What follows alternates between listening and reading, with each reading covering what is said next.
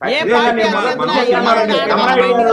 ప్రజాస్వామ్యంలో ఎవరి మీద దాడులు జరిగినా సరే అది ఖండించాల్సింది. అది ముఖ్యమంత్రి అయినా సరే, ముఖ్యమంత్రి అయినా సరే, సాధారణ పౌరుడైనా సరే, ముఖ్యమంత్రి అయినా సరే, సాధారణ పౌరుడైనా సరే, రాష్ట్రపతి అయినా సరే, సాధారణ పౌరుడైనా సరే, ప్రజాస్వామ్యంలో ప్రతి ఒక్కరికి సమాన హక్కులు డాక్టర్ బిఆర్ అంబేద్కర్ ప్రజాస్వామ్యంలో ఉన్నటువంటి పౌరులందరూ కల్పించారు.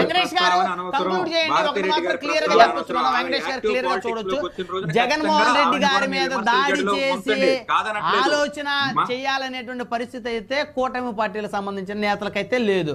ఆ ఆలోచన ఉన్నటువంటి వ్యక్తిత్వాలు బహుశా వారికి ఉన్న పరిస్థితి అయితే లేదని నా అభిప్రాయం. ఇప్పుడు మీ అభిప్రాయాన్ని మేము గౌరవిస్తామండి. కాకపోతే మా ఉద్దేశం ఏంటంటే, మేము చెప్పదలుచుకుంది ఏంటంటే, తెలుగుదేశం పార్టీకి ఈ రాష్ట్రంలో ఉన్న ఏకైక అడ్డంకి జగన్మోహన్ రెడ్డి మాత్రమే, ఏకైక ప్రత్యర్థి జగన్మోహన్ రెడ్డి మాత్రమే. పొత్తు కుదిరే వరకు పవన్ కళ్యాణ్ గారు కూడా ఆయనకు ఉన్నటువంటి తెలుగుదేశం పార్టీకి ఉన్నటువంటి ప్రత్యర్థుల్లో పవన్ కళ్యాణ్ గారు కూడా ఒకళ్ళు. అలాగే రాయిలు వేసే చరిత్ర లేదు, మాకు లేదు మాకు అవసరం లేదు అనే మాట మాట్లాడద్దు. ఎందుకనంటే తిరుమల తిరుపతిలో అమిత్ షా గారి మీద రాళ్ల దాడి గురించి మనం మర్చిపోయామా? సాక్షాత్తు కేంద్ర మంత్రి మీద, హోంశాఖ మంత్రి మీద రాళ్ల దాడి చేసింది ఎవరో? చీకటి సందీప్ గారిని చెప్పండి. చీకటి వంశీదీప్ అండి, వంశీదీప్ గారు, సారీ, వివేకానంద రెడ్డి గారు ఎవరు సార్?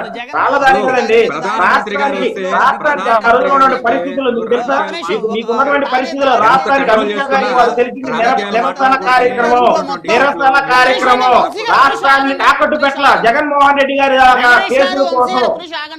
తెల్లవయా, నువ్వు పార్టీ తాకట్టు పెట్టావు, పార్టీ తాకట్టు అదే నేను టవలేసుకొని కూర్చోవా, నువ్వు టవలేసుకొచ్చి కూర్చో. వైఎస్ఆర్ కాంగ్రెస్ పార్టీ టవలేసుకొని కూర్చో, ఊరకొచ్చి మాట్లాడతావండి. వైఎస్ఆర్ కాంగ్రెస్ పార్టీ టవలేసుకొని కూర్చొని మాట్లాడు.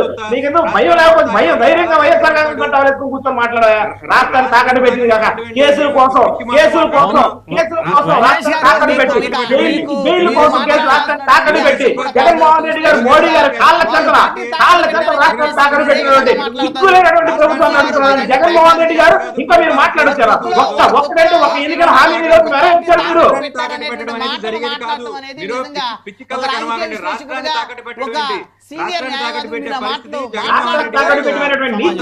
జగన్మోహన్ రెడ్డి గారి ప్రభుత్వాన్ని కాదని మీరు చెప్పండి. ఒక్క హామీ నెరవేర్చారా?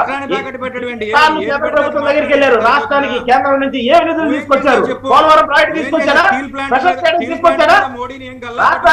రాష్ట్రానికి ఏమి తేలినటువంటి అసమర్థ సీఎం గా, అసమర్థ ముఖ్యమంత్రిగా చరిత్రలో జగన్మోహన్ రెడ్డి గారు. ఏం మాట్లాడతారు మీరు? పోలవరం 80% కంప్లీట్ అయింది కదా, మిగతా 20% నిజమా? అంబటి రాంబాబు గారు అడిగిన మాట, నాకు పోలవరం మీద పూర్తి స్థాయి అవగాహన లేదు, నాకు పోలవరం మీద పూర్తి స్థాయి అవగాహన లేదని అంబటి రాంబాబు గారే చెప్పారు. మీరు మాట్లాడుతున్నారండి ఇరిగేషన్ మీద రాంబాబు గారు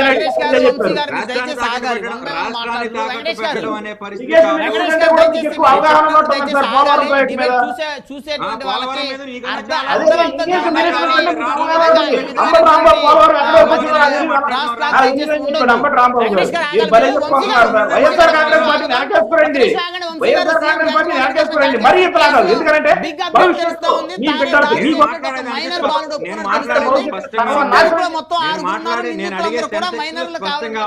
అన్ని కోణాల్లో అయితే దర్యాప్తు జరుగుతూ ఉంది. జగన్మోహన్ రెడ్డి గారి మీద రాళ్ల దాడి కేసులో 6 నిందితుల్ని విచారణ జరుపుతా ఉన్నారు. వారందరూ కూడా మైనర్లు అయినట్టు తెలుస్తూ ఉంది. రైట్, వంశీ గారు కంక్లూజన్ ఇవ్వండి. సార్ బ్రహ్మనాయుడు గారు, ఇప్పుడు రాష్ట్రంలో ఎవరి మీద, ప్రజాస్వామ్యంలో ఎవరి మీద దాడి జరిగినా సరే దాన్ని పూర్తిగా ఖండించాల్సింది. అది జగన్మోహన్ రెడ్డి అయినా సరే, మోడీ గారు అయినా సరే, మీరైనా, నేనైనా, సాధారణ ప్రతి ఒక్క పౌరుడు ఎవరికైనా సరే రాజ్యాంగం కల్పించిన హక్కులు ఏంటంటే ఎవరికైనా వ్యక్తిగత భద్రత ఉండాల్సిందే. ఎందుకంటే ప్రతి ఒక్కరి మీద ఎవరితో ఒకటి దాడులు చేస్తాం, చంపుతాం, శిరోమున్నాలు చేస్తాం, హత్యలు చేసి డోర్ డెలివరీలు చేస్తామంటే కుదరదు. ఇది రాజారెడ్డి రాజ్యాంగం కాదు, అంబేద్కర్ రాసిన రాజ్యాంగంలో మనం అందరం బతుకుతున్నాం, జీవిస్తున్నాం. జీవించే హక్కు అంబేద్కర్ మనకి కల్పించాడు. దానికి అనుగుణంగా మనందరం కూడా ఈ రోజు వెళ్ళాలి. అంతేవిధంగా మీకు ఇష్టం వచ్చినట్టు మీకు ఓటు వేయకపోతే మేము చంపేస్తాం, లేకపోతే మిమ్మల్ని మేము ప్రశ్నిస్తే మేము చంపేస్తాం. తగలబెట్టేస్తాం, హత్యలు చేస్తాం, గొడ్డలతో వేట్లేస్తాం అంటే కుదరదండి. ప్రజాస్వామ్యం ఇది. బెదిరించి మీరు రాజకీయం చేద్దాం, ఫ్యాక్షనిజం తోటి మీకు రాష్ట్రాన్ని అల్లకల్లోలం చేద్దాం, అధికారంలోకి వద్దామంటే కుదరదు. ప్రజలందరూ కూడా మీకు అందరికీ ఈ రోజు బుద్ధి చెప్పే పరిస్థితి ఉంది. వైఎస్ఆర్ కాంగ్రెస్ పార్టీ ఈ రోజు ఏదైతే ఎన్నికలకి 2019 ఎన్నికల మేనిఫెస్టోలో ఏదైతే వచ్చారో ఆ ఎన్నికల హామీలన్నింటిలో కూడా విఫలమైనటువంటి వైఎస్ఆర్ కాంగ్రెస్ పార్టీని రాష్ట్ర ప్రజలు ఓటుతోటి కొట్టే పరిస్థితి ఉందండి. రాళ్లతో కొట్టడం ఏంటంటే రాళ్లు కాదు, అసలు వైఎస్ఆర్ కాంగ్రెస్ పార్టీ ఓటు అనే వజ్రాయుధంతో రాష్ట్ర ప్రజలందరూ కూడాను తరిమి కొట్టి, ముఖ్యమంత్రి అంటూ ఉంటాడు కదా బంగాళాఖాతం, వైఎస్ఆర్ కాంగ్రెస్ పార్టీని పసిఫిక్ మహాసముద్రంలో రాష్ట్ర ప్రజలందరూ కలిపే పరిస్థితి ఉంటుంది. ఎందుకంటే బంగాళాఖాతం అంటే మన కోస్తా తీర ప్రాంతం దగ్గరలో ఉండటానికి లేదు. ఈ వైఎస్ఆర్ కాంగ్రెస్ పార్టీ దూరంగా తీసుకెళ్లి పసిఫిక్ మహాసముద్రంలో